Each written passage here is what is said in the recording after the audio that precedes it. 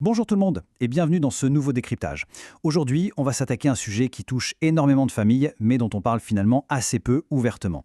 On va parler des troubles du contrôle sphinctérien chez l'enfant.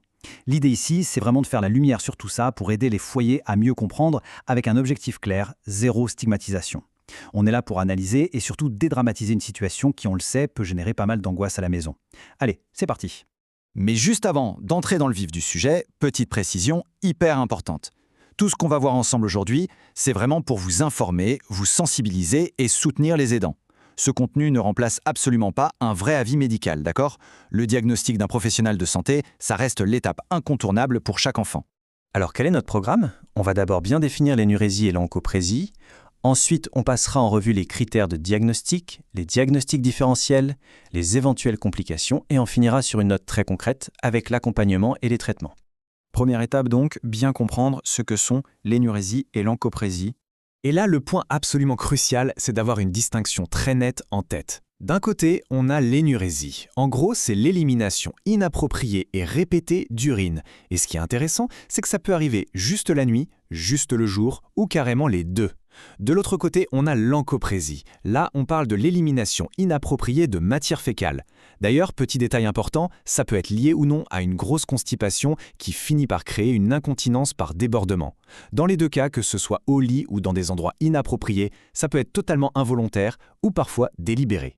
Si on creuse un peu plus cette notion d'encoprésie, il faut savoir qu'il en existe deux formes bien distinctes. D'abord, l'encoprésie dite primaire. Ça concerne les enfants qui, en fait, n'ont tout simplement jamais acquis la propreté. Et puis, on a l'encoprésie secondaire. Là, c'est quand l'incontinence refait surface alors que l'enfant avait déjà été propre par le passé. Faire cette différence, c'est vraiment une clé géniale pour aider les parents à cerner où en est l'enfant dans sa propre trajectoire de développement. Passons maintenant à notre deuxième partie, les critères de diagnostic. Vous vous en doutez, les médecins ne posent pas ces diagnostics au hasard. Ils s'appuient sur des seuils cliniques ultra précis. Tenez pour l'énurésie par exemple, il faut que ça se produise au moins 2 fois par semaine, sur une période de 3 mois, et chez un enfant d'au moins 5 ans.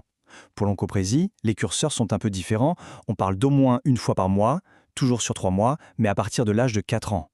Garder ces repères en tête, ça permet vraiment de savoir exactement quand une situation nécessite une vraie attention médicale. Troisième point de notre analyse, les diagnostics différentiels et les comorbidités. Ce qui est plutôt rassurant, c'est de savoir que le médecin va d'abord jouer les détectives pour écarter toute cause purement physique. Ça peut être une pathologie urinaire, comme une infection, ou des problèmes médicaux plus larges, un diabète non traité, ou des particularités anatomiques, comme le spina bifida. Sans oublier un truc tout bête, les effets secondaires de certains traitements, comme les diurétiques ou les antipsychotiques. Bref, le corps médical va d'abord faire un vrai check-up complet. Et alors sur le plan psychologique, il y a un fait assez fascinant qui ressort. Le trouble de stress post-traumatique est en réalité le diagnostic différentiel psychiatrique le plus fréquent. C'est fou, non? Ça met vraiment en lumière à quel point ces comportements sont liés à des couches émotionnelles très complexes. On remarque aussi des liens forts avec l'anxiété, qu'elle soit sociale ou généralisée, et un peu plus rarement avec le trouble oppositionnel avec provocation ou le trouble des conduites. Ce qui nous amène à notre quatrième section, les complications possibles. Il faut en parler franchement, au-delà des infections urinaires à répétition qui sont physiquement épuisantes, le vrai poids, c'est l'impact émotionnel. Il peut être dévastateur.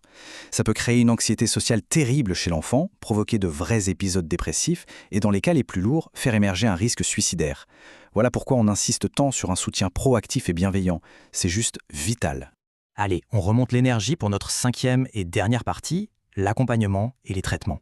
Il y a une question qui revient très souvent. À quel moment on doit faire appel à un psychiatre? Eh bien, les critères sont très clairs. Si le diagnostic reste flou, s'il y a d'autres troubles associés, ou évidemment si on suspecte le moindre risque suicidaire. Le message ici, c'est qu'il faut totalement normaliser le recours à la santé mentale. Demander l'aide d'un spécialiste, ça ne doit comporter aucune stigmatisation. C'est au contraire une super démarche vers la guérison.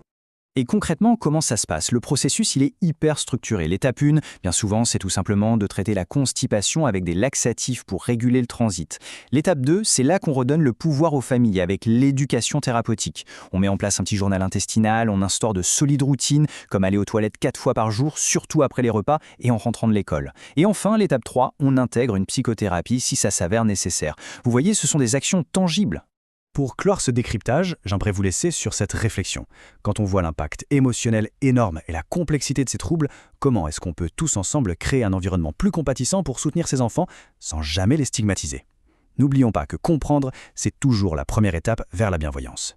Merci infiniment d'avoir suivi cette exploration détaillée et on continue à apprendre et à dédramatiser tout ça ensemble. À très vite.